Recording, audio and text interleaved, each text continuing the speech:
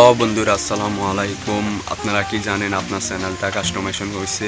আপনারা যদি কাস্টমাইজেশন করেন তাহলে আপনার ভিডিওতে ভিউ আসবে, আপনার ভিডিও ভাইরাল হবে। আর যদি না করা থাকে ভিডিওতে ভিউ উঠবে না, কিছু উঠবে না। প্রথমে আপনারা গুগল ক্রোম ব্রাউজারটা ওপেন করবেন। ওপেন করার পরে ডেস্কটপ সাইটে এটাকে ওপেন করে নেবেন। তারপরে আপনারা সার্চ বারে লিখবেন www.youtube.com। এটা লেখার পরে এই ইন্টারফেসে শো হবে। তারপরে আপনারা যে চ্যানেল থেকে কাস্টমাইজেশন করবেন আপনাদের সেই চ্যানেলটা লগ ইন করবেন।